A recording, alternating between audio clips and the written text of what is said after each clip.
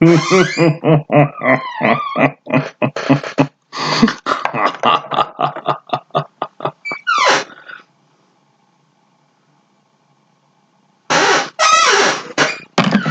was interesting, wasn't it? Hey everybody, this is Mike from Paranormal Help, and just wanted to announce that this is it. This is the last live we're doing. I'm actually not going to do the live. I'm just going to end it right here. So this is it. Been a good run. Thanks. See y'all around. April Fool. Good Lord.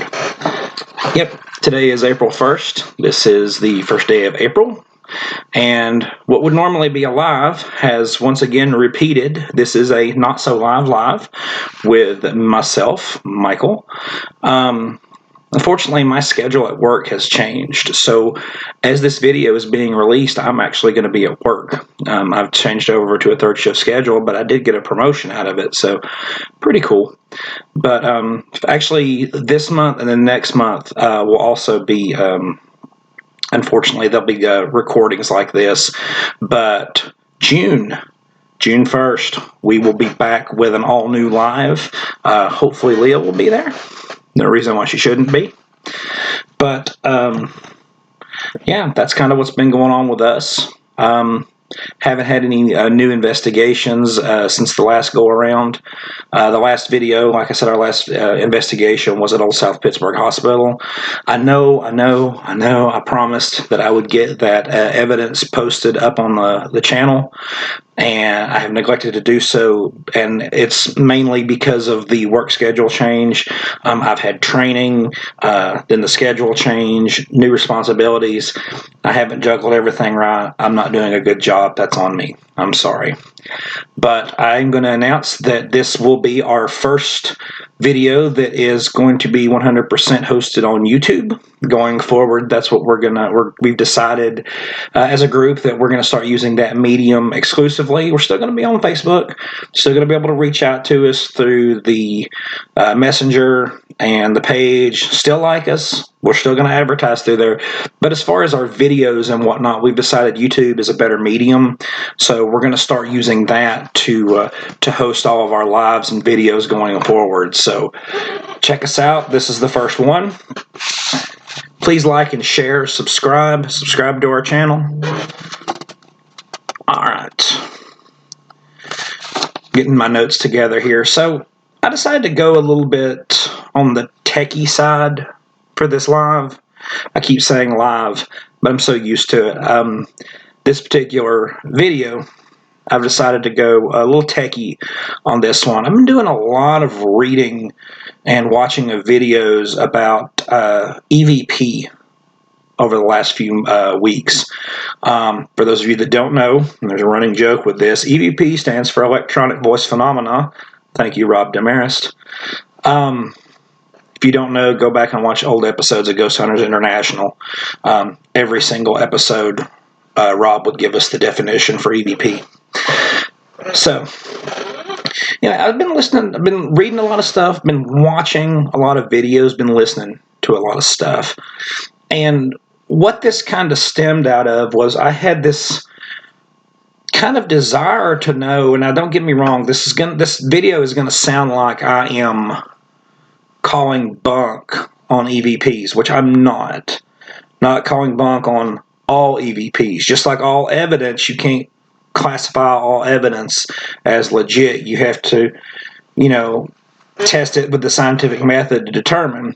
So my question was, why is it that I don't want to say the majority, a lot of EVPs that people get, whether they be on TV, on YouTube, Facebook Lives, even our own personal evidence, how come there's certain phrases that we get all the time?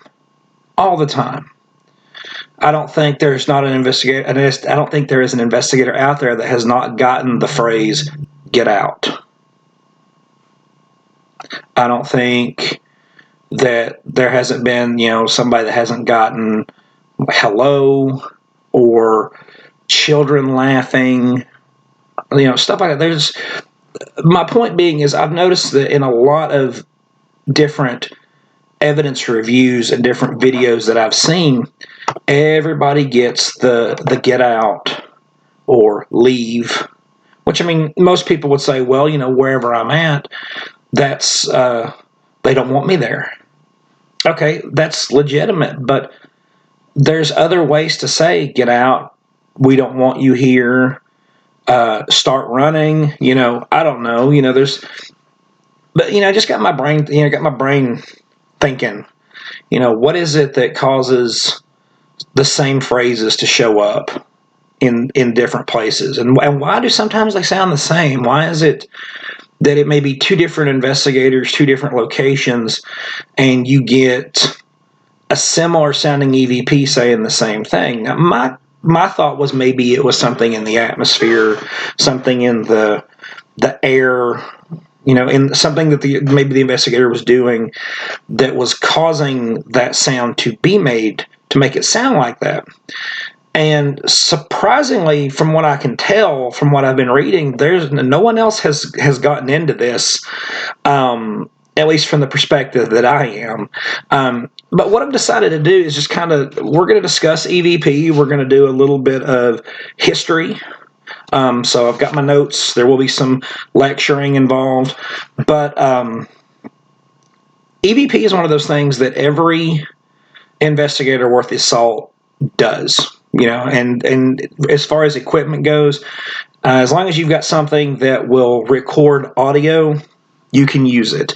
Everything from your cell phone, a standard audio recorder, analog recorder using cassette tapes.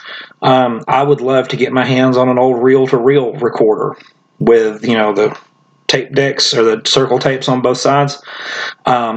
Would love to get hold of something like that, because as you're going to find out as we go through my notes here, that's where the first EVPs were recorded. But, I mean, it's standard protocol. You get your recorder, you go to whatever the location is, wherever it is that you are headed. I'm sorry, I thought I heard somebody at the door. And you sit down with your recorder, you turn it on, and you start asking questions. Is anybody here? I heard there's a little girl here, what kind of, and you start asking questions. And then you go back and you review your evidence later. Because the whole purpose behind this is that the recording is going to pick up things that you can't hear audibly with your own ears. So, doing my historical research, the first EVP that was recorded, I can't find what it was that was recorded or even a copy of this, but the first EVP recording, it was alleged to have been made in 1952 by two Catholic priests, and they were using what's called a magnetophone. And again, that's that old reel-to-reel tape recorder. EVP kind of got its start in as far as people trying to make it occur, practicing it, was in the late 1920s. Well, those of you that study the paranormal, what happened in the 1920s? The spiritualist movement was huge in the 1920s. So you go from the spiritualist movement to where people were having seances and the spirit cabinets. And then we transfer into spirit photography, where they were taking pictures, and mediums were producing ectoplasm from, pores in their body and their mouths and ears. And so the next logical step to try to prove what they were seeing was to go from the spirit photography into the voice recordings, see if they could record the voices of the dead. Now, even though that in the 1920s is whenever it kind of got started, we didn't really see it start making headway until the 1950s and 60s. Like I said, the first one recorded. And if anybody out there is able to find a copy or find what this is, I mean, I haven't given up. I'm still trying to find it, but I'd be really interested to know what this first recording was back in 1952. And I mean, of course, the mind runs wild when you hear about, two Catholic priests. Like, well, what were they recording? Was it an exorcism? I don't know. But if anybody can find that for me, or if I find it, I'll come back and share that information. All right, so I may butcher some names here because some of these names are old, some of these names are not American. So, American photographer Attila von Zalay was among the first to try recording what he believed to be voices of the dead. Now, he was doing this as a way to augment his investigations in photographing ghosts. Now, this goes back to the whole using the recorded voices to augment the spirit photography that was being done in the 1920s, but you see it's being done here in the 1950s. Excuse me. He began his attempts actually in 1941, so even earlier than that. He used a 78 RPM record. For those of you that don't know what a record is, I think I've got something sneaking in here behind me. Hey, look, it's Aaliyah. You never know what kind of surprises you're going to get here on the video. One of those videos. Oh, wait, hold on. Let me get right in front of the door here. Hold on. You're going to see Paranormal Activity right now. Right here, right now. I guarantee Paranormal Activity is going to happen in this home right now. It's going to happen. Did that door move? I think that door moved. So, something there? Oh my gosh.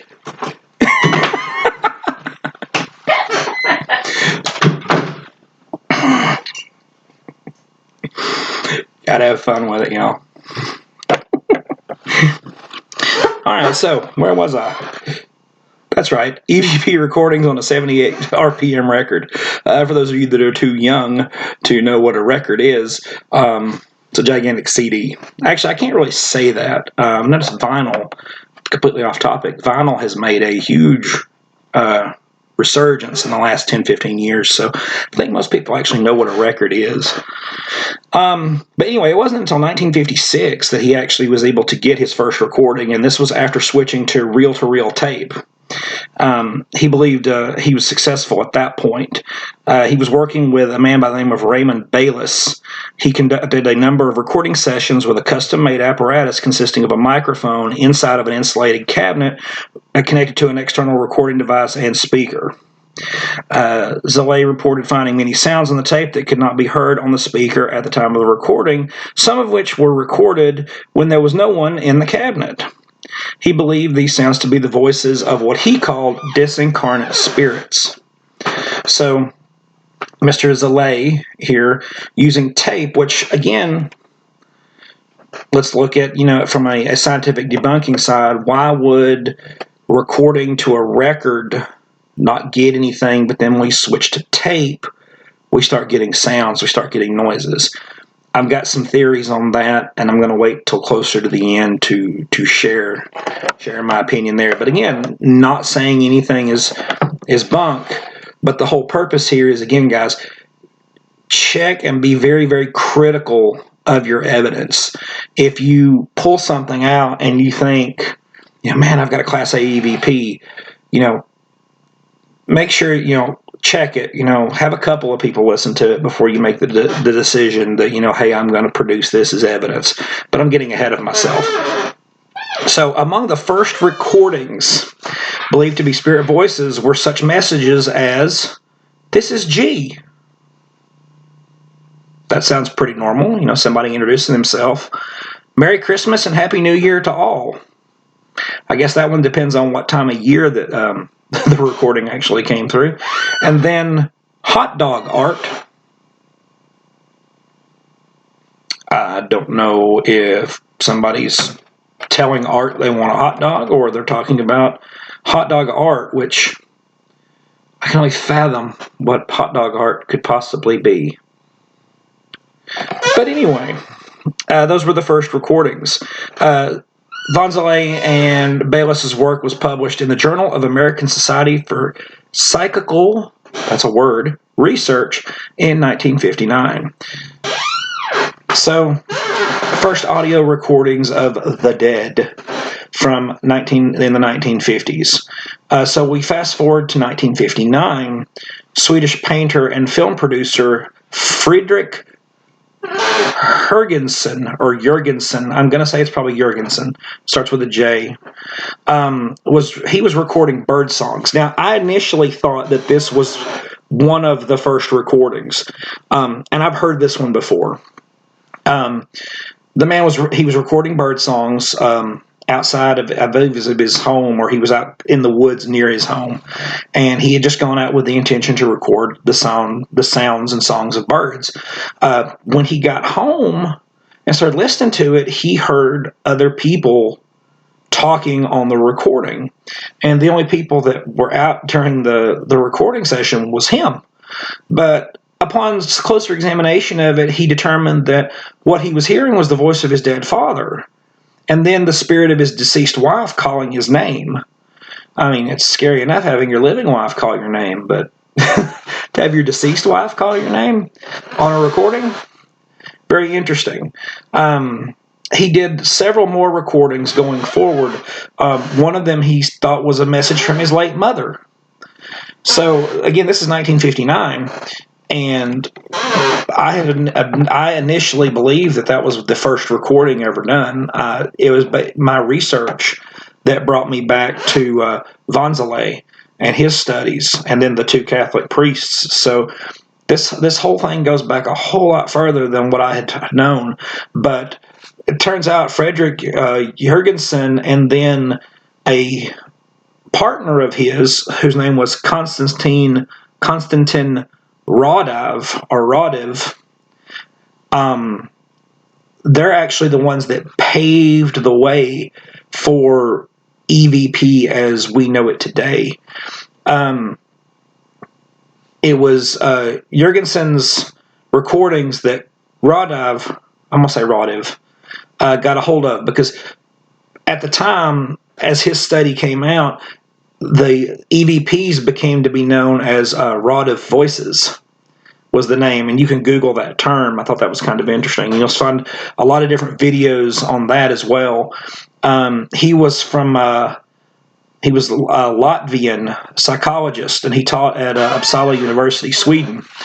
And like I said, he worked with Jurgensen, and after Jurgensen had his recordings, Radov was inspired to go record as well, and he made over 100,000 recordings that he described as he was being in communications with discarnate people. He did some of these in his laboratory and contained words that Radov said was unidentifiable. My speech is unidentifiable. In an attempt to confirm the content of his collection of his recordings, Radov invited listeners to hear and interpret them. He eventually ended up publishing a book called Breakthrough. It's called Breakthrough, An Amazing Experiment in Electronic Communication with the Dead. This was written in 1968. It was translated into English in 1971. So the thing with Radov is he stated that EVPs could be in different languages, and sometimes they would be different languages in the same recording. So, I don't know what to think about there. I mean, I clearly would believe that, not everybody speaks English, and I wouldn't go into Russia and expect to hear a Russian EVP, just like they wouldn't come here, I wouldn't expect to go to Russia and hear an American EVP, and vice versa, unless maybe the home that we were in was somebody that had been owned by someone that spoke that language. Either way, I mean, that made sense. Radov, he developed several different approaches to recording EVP, and I thought these were kind of interesting because some of these are what, people do today. So, this literally laid the groundwork for the recordings that we do today. He did what was microphone voices. That's your standard EVP session. He just leaves the tape recorder running with no one talking. The difference being is we will ask questions in order to try to communicate, but here it's just turning on the recorder and letting it run. Another thing he mentioned that I think is interesting, he said that you could even disconnect the microphone and run the recorder and still pick up EVP phenomena. Now, one of the theories is that with the original tape, and even with stuff today, it's that the energy that the entity or spirit or whatever is putting off, it is imprinting on the media being used, whether it be tape, digital, so forth and so on. So that theory would be, I mean, it makes sense. I mean, you don't need a recording, you don't need a microphone to record the voice, because the voice is going to imprint on the media regardless. I have never tested this. I actually, it would be difficult to test it with any of the equipment I have, because my audio recorders already have microphones built into them, and even my analog cassette tape, it has an external microphone, but the internal device, you unplug it, it still has a microphone on it. So I don't know. That'd be really interesting to try to test that. If anybody watching has ever done anything like that, drop a comment below or reach out to us. It'd be interesting to know if anyone has had success with that. The next way that he did it was he called it radio voices, and it was recording white noise from a radio tuned to any, or that's not tuned to any station. Okay, so I mean, we've heard the concept of using white noise when recording, doing EVPs. Most people will use a white noise generator. I actually made a CD one time in an earlier group that was nothing but a straight hour of white noise, and we could put it on any CD player and use it, play it in the background while we were conducting an EVP session. Now I use my computer, the software program, or excuse me, the audio program that I use to listen to our audio actually generates white noise. So I'll use that. But the concept there is that as you are recording and you've got the white noise playing in the background, the entities are able to use the sounds of the white noise to manipulate it and make words that are picked up on the radio. And then the last one, this was beyond my skill set because you don't hear about these anymore. It's called diode voices. And this is basically recording from a crystal diode, which is in the old radios. Recording from that, not tuned to a station, which I'm assuming with that type of radio, it's going to be similar to the white noise system. I could be wrong. Radio enthusiasts, please correct me, because I'm not sure on that one. I've never heard of that. He also stated that, this is Radov still we're talking about, he said that EVPs have 4 different characteristics. And let's see how many of these we have actually heard of or dealt with before. Number 1, the voice entities speak very rapidly in a mixture of languages, sometimes as many as 5 or 6 in one sentence. Now, I've never experienced the multiple languages, but I've noticed most EVPs, it seems like whatever's being said, it's rapid fire. It's let me use the cliche, get out. Or, how many entities, how many spirits are in this building? 4. What happened? He killed me. And the theory there is, of course, the spirits only have so much energy to be able to manifest and make their communications. Therefore, in order to conserve whatever energy they may have to communicate, they've got to get out whatever it is they're saying as quick as possible. So I would agree with number 1. And as I'm reading these are quoted directly from his book. Again, it was called Breakthrough, an Amazing Experiment in Electronic Communication with the Dead. Check it out. Something tells me Amazon probably has it. They speak in a definite rhythm, which seems focused on them. I mean, maybe. I've noticed a lot of times it's very monotone, or I can't even say that because I've heard EVPs that there's genuine emotion, whether it seemed like rush, fear, sadness, joy. So I'm not sure on that one. Number 3, the rhythmic mode imposed a shortened telegram-style phrase or sentence. Now, I'll give it that because it seems, again, kind of goes hand in hand with that number 1 where they're speaking very rapidly. Did I say rapidly? rapidly, where they speak rapidly. They are trying to get their message out as quickly as possible. And I've noticed that, it does kind of sound like, you've heard it, and you listen to it on a spirit box even. The audio sounds very, here is one word.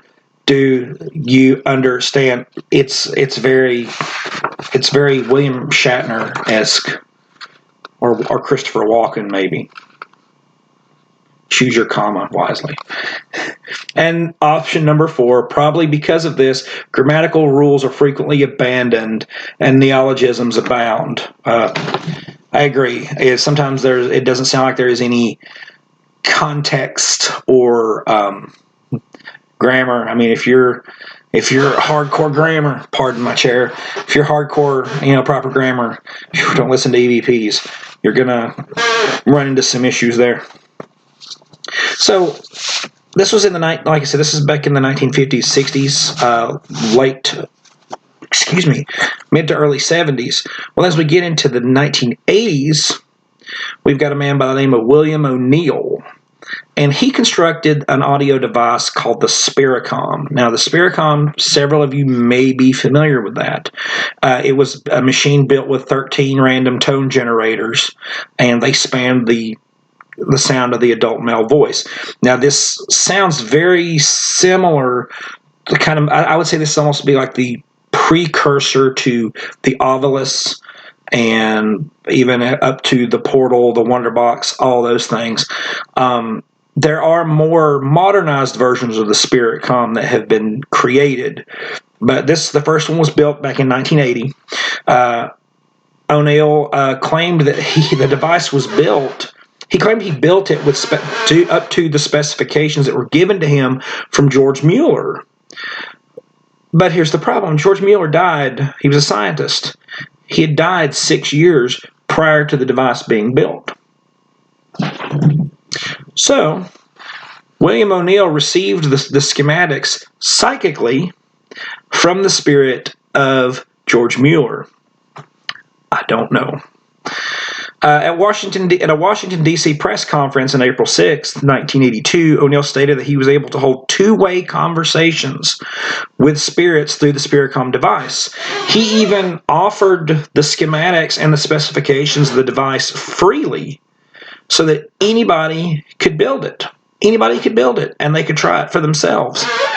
However, as of the writing, the research that I found, no one is known to have replicated the results ONeils claimed while he used his own SpiritCom device. Now, I know that there are people that have built SpiritComs now, and they've gotten their own evidence and own actions. But according to this, and again, I'm just going with the material that I'm reading up to that point, which this article was written about 7 years ago. So up to that point, it said that no one had. Wait a minute, hold on. Right, okay. So ONeils' partner, his name was George Meek. He said that the reason why no one was able to replicate the success that ONeils had was that he was a medium. Clearly, because he had gotten the schematics from a long dead scientist on this thing. So he gets, because of him being a medium, it kind of completes the loop. It completed the circuit so that using his device, he was able to communicate, because with him already being a medium, it made the tool work. Which, kind of messes it up for everybody else, because if you don't have the abilities, which, I don't. We're not going to get onto my topic of that. We know I don't sense anything like that. But I'm shot. If I've got a SpiritCom, I'm clearly not going to be able to pick up anything, because according to his partner, I don't have the ability. I don't have the ability to do it. Let me see. Right. So, again, just a history of EVP up to this point. I mean, once you start getting into the 90s and then on up into 2000s and current time, you start to see the emerging of, TV shows and stuff like that cover paranormal phenomena. Everybody, now EVP, electronic voice phenomenon, ghost hunting, that's in everybody's lingo. People that don't know anything about ghost hunting know what an EVP is. So I just thought that was really, really interesting. And I forgot, I actually have here on my phone, I'm going to play you guys a little something here. I don't know if this will show up on the phone, on the screen or not, but that right there is the diagram for the SpiritCom. So we can build one, but I'm going to play just kind of what it sounded like.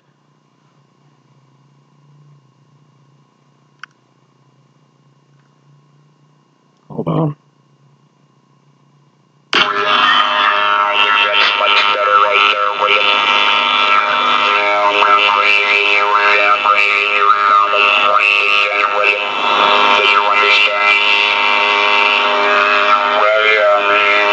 Understood, Doctor. Very well.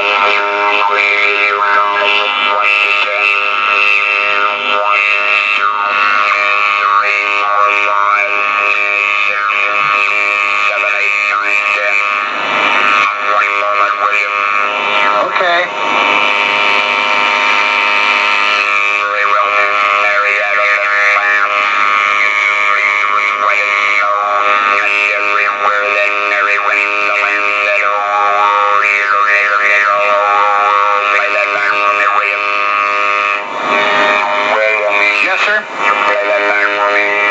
Doc, I'm sorry, I was lighting a cigarette. No, those cigarettes again. Did anybody understand what was being said? I didn't. So, I'm going to read you the what the doctor said was being said. The transcript. That's the word I was looking for. So this is again William ONeil, and he's communicating to George Mueller, the scientist that gave him the idea for this. So Doc Mueller starts out with William. I think that's much better right there, William. Now, William, did you understand? William says, "Yes, sir. Yes, sir. I understand, Doctor." Doc Mueller, very well. I'll have you count from 1 to 10. 1, 2, 3, 4, 5, 6, 7, 8, 9, 10. One moment, William. William says, "Okay." Very well, then. Mary had a little lamb. Its fleece was white as snow, and everywhere that Mary went, the lamb would go. Go. Play that back for me, William. William. And William says, "Yes, sir." Play that back for me. And William says, "All right, Doctor, I'm sorry, I was lighting a cigarette." And then it ends with, "Oh, those cigarettes again." So I didn't read that before playing it. And of course, the only thing I understood was what Bill ONeil was saying. So I didn't really get anything out of that. So to that point, one of the things that with EVPs that I have a little bit of an issue with is, and you hear me and you've heard us, in the past talk about confirmation bias. When I'm watching videos where it shows, they're playing an EVP, they're like, at this moment an EVP was caught, we're going to play it for you. And they play it, and then they put along the screen, the bottom of the screen, what they think it said.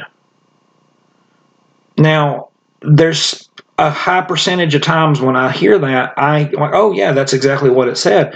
But there's other times where I hear a different message, or I don't hear anything at all. I'm like, that's not what I heard. I just heard some type of noise. I didn't hear a word there. So it bothers me sometimes when people, I mean, I understand it, but it's bothersome whenever you see, here's what this EVP said. And I'm like, well, that's not what I heard. So looking into that, I was like, well, why do different people hear different things? Well, there are several theories on that subject. One being your basis of faith. So if you believe in, if you're in Christianity, if you believe in God, and Jesus, or if you are Buddhist, Hindu, whatever religious faith you are, you may hear a different message. Now, that actually can even spring up into paranormal activity in general. Your paranormal activity may be based on whatever your faith basis is. But it's believed that when you're listening to an EVP recording, that it may be, you may understand it, you may not, depending upon your faith. There's also the theory that the message may be meant for a certain person or persons. We have had EVPs that, could only be heard by certain people. We've had activity. I mean, that's the big one. We've had activity manifest in a room. We were at Octagon Hall, I believe it was, up in Kentucky, where we witnessed, or no, it wasn't Octagon Hall. It was in Kentucky. I think it was Wilden Manor. I'm sorry.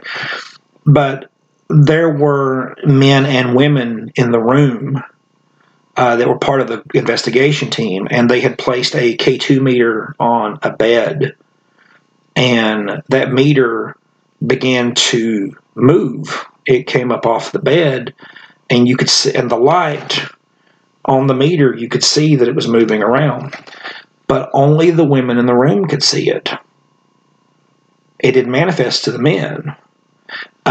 We've also had it happen where we've seen it on camera move, but with our eyes, it didn't move. So the same thing can be said of audio recordings. It may be meant for a certain person or a certain group of people. You may not understand the message, but someone else might.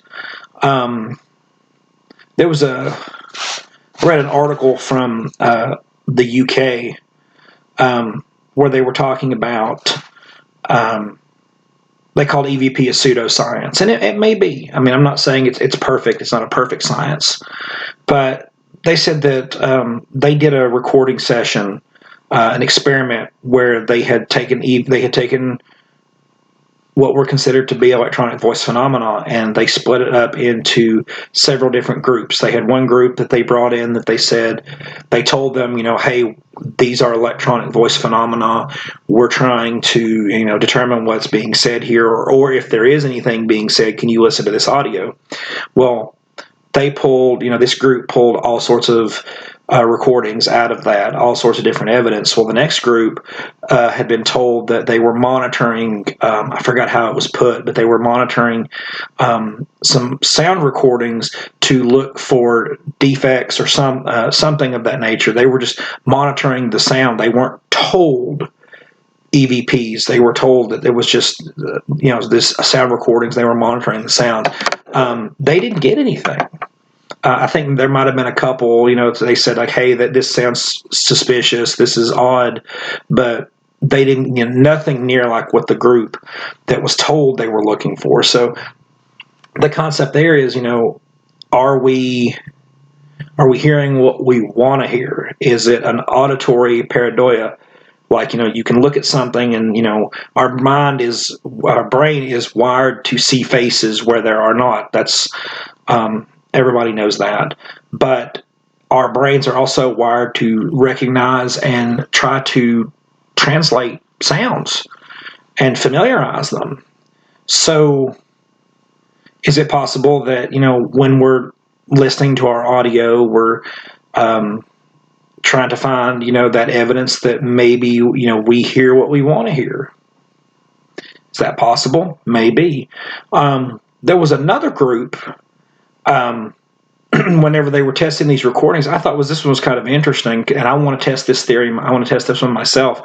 They took a recording, or an audio recorder, and they did a recording with it, but they placed the recorder inside of a Faraday cage, and then they had it next to another recorder that was recording.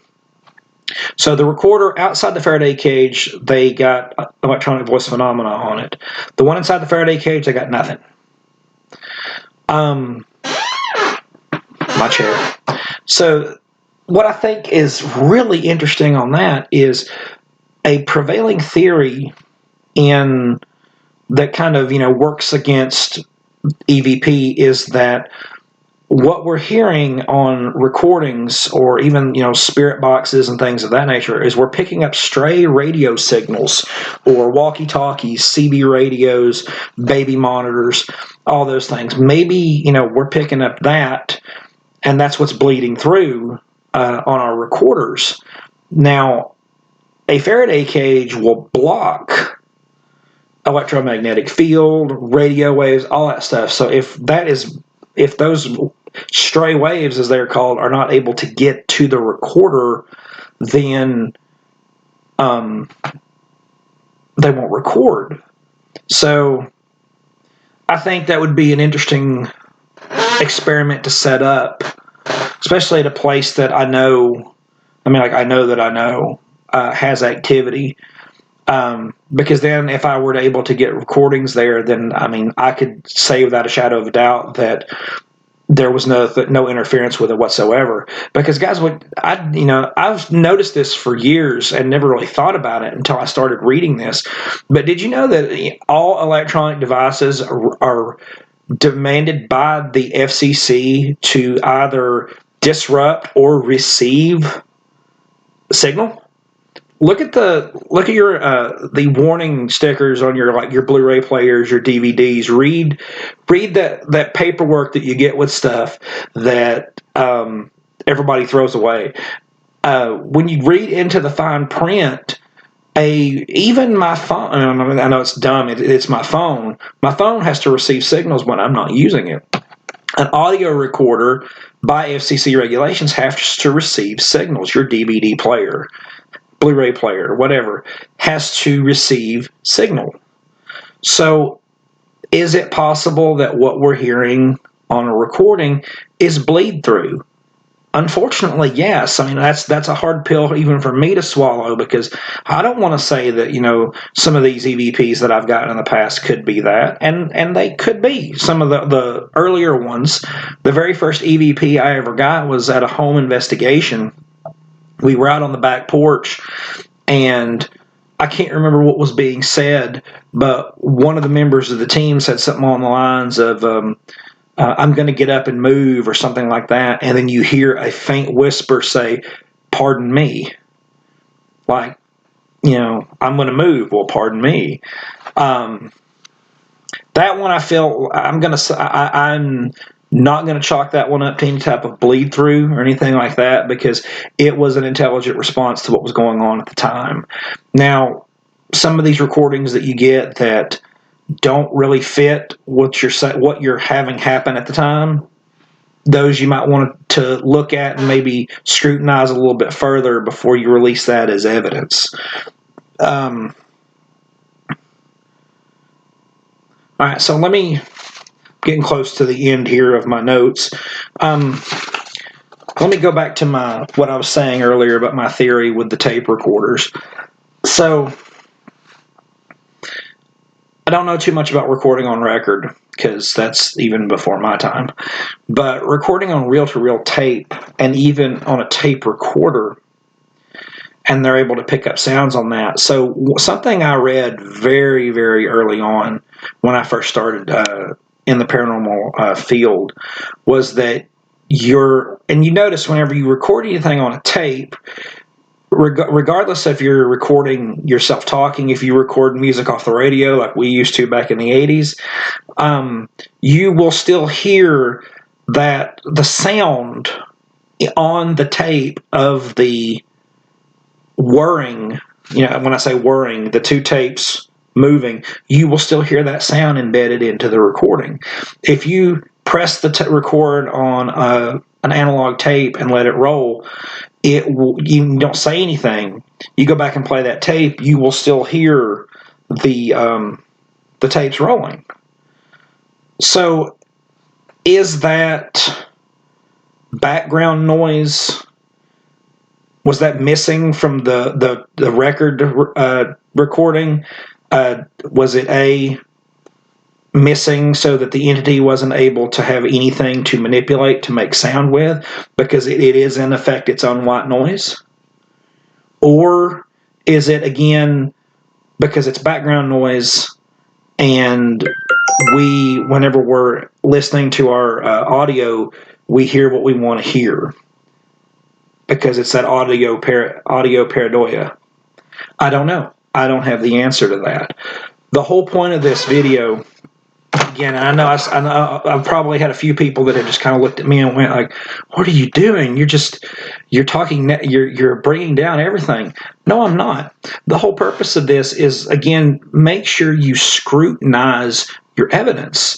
Just because you got a sound on your audio recorder does not mean that it was an EVP. Now, not all the EVPs are voices either. One of the best EVPs that I ever got was it was in the basement of a business establishment. I can't give the name, but there was a tile floor in the basement, and we put a recorder down there, and we went upstairs, and we left it down there all night. Went back and listened to it, and you can hear, when we come down, and then very clearly when we go back upstairs, everybody that was on the investigating team that night were wearing tennis shoes. Several moments, hours, I don't remember the exact time frame, from the time that we had left the recorder downstairs till we went upstairs, you can hear the sound of clicking boots, like military-style boots, clicking on the floor. Somebody's walking. And there's nobody downstairs. We're all upstairs, and none of us are wearing that type of shoe. So, and something like that, that's not going to be bleed through from a walkie-talkie or a CB radio. But listen to what you've got. Go into it with that fine-tooth comb, that scrutinizing. And just listen to your stuff and be sure you've got what you've got. And take these points to mind what I've discussed here, because there are false positives out there. And we don't want to go out and say that something's paranormal if it's not. Because the first thing that the naysayers are going to do is discredit whoever put it out there. Like, oh, that was clearly, a baby monitor going off. Or you can tell that was a truck driver going down the road. I've listened to those type of audio recordings and seen where people have just ripped them apart about that. So I'm just saying, go out there and be careful with it. But I also want to add this caveat, and this is for somebody out there: make sure, please, do not do recordings in your own home. I know you hear us say that a lot. Your home is your sanctuary. All it does is invite, and it will get your attention. It will get you locked in. And once it's got you locked in and it's got your curiosity piqued, that's when it's going to start draining you. I've said it before and I'll say it again. When an unclean spirit comes out of a man, he walks through dry places seeking rest and finding none. He says, I will return to my house. He does so, finds it swept and put in order. He says, I'll bring seven of my friends with me, and the condition of that man were worse than the first. So I'm telling you guys, if you've got things going on in your house and you try to get rid of it, but you're recording it, all you're doing is bringing it in. You're bringing it in. And then you have a team come in and try to get rid of it. If you keep going back, it's going to bring seven more of its friends with you, or with it. So if you feel like you've got something going on in your home and you've picked up a recording or you've got a picture or something like that has happened, please, please, please, from that point, contact somebody that you trust, contact a team, get a hold of them, and have somebody come out and take a look at it. Because even though you think you're trying to gain evidence for your own case, all you're doing is allowing the enemy to sink his teeth into you quicker. So please reach out for help in something like that. I hope everybody has enjoyed this video. Like I said, there'll be one more recorded one, and then I'm having to look something up here really quick. There'll be one more recorded one next month, and then June 1st, we'll be live in Tennessee. Be good to see everybody again and be able to interact with everybody. Like I said, we will be exclusively, everything will be released on YouTube. We'll still put announcements and news and stuff like that. Events upcoming, well, those will still go on the Facebook page, but everything else, the videos and whatnot, we're going to put them on YouTube. That way we can get them saved and everything out there. So please like, subscribe this video, share it to anybody that needs it or somebody that might be interested in it. Reach out to us if you need anything at paranormalhelp@outlook.com. You can get us through the Facebook page. You can message us through the Facebook page. You can call us at 423-402-0386. Yes, I had to look up the number. You can call us there. You can text us if you're like me and you don't like talking to people. You can send us a text.